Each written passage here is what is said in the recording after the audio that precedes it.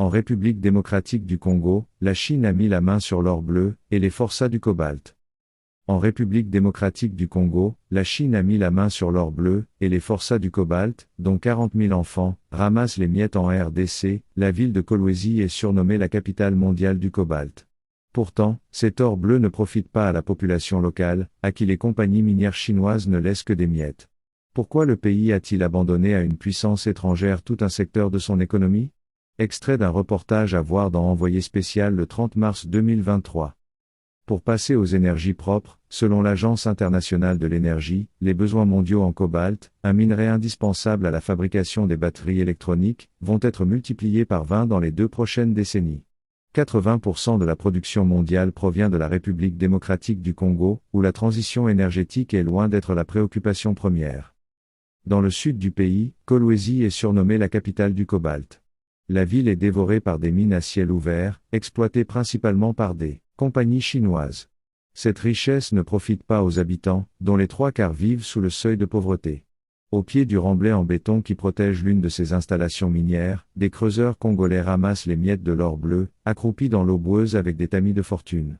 Pour obtenir 1 kilo de minerai, il faut compter 20 kilos de gravats.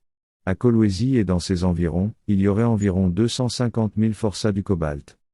2 kilos de cobalt à la place du cartable. Parmi eux, selon les Nations Unies, se trouveraient 40 000 enfants. Leur famille n'a pas les moyens de les envoyer à l'école, alors au lieu d'un cartable, ils portent un sac rempli de cobalt. Comme tous les creuseurs, ils n'ont d'autre choix que d'aller le vendre, pour moins d'1 € le kilo, dans des entrepôts tenus par des intermédiaires chinois. Des dizaines de milliers de tonnes en partent chaque année vers la Chine, pour se retrouver un jour dans les batteries du monde entier.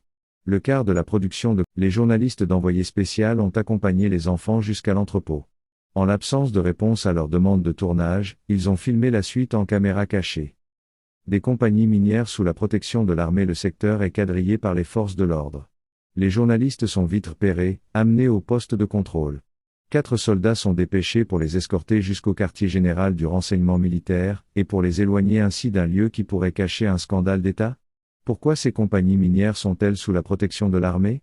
Pourquoi la RDC a-t-elle abandonné aux étrangers tout un secteur de son économie? Des soupçons de corruption pèsent sur certains dirigeants congolais. Les concessions minières auraient été vendues à la Chine à prix cassé, en échange de pots de vin. Le montant de cette corruption s'élèverait à 4 milliards de dollars. Extrait du reportage Les damnés du cobalt à voir dans Envoyé spécial le 30 mars 2023. Merci de vous abonner.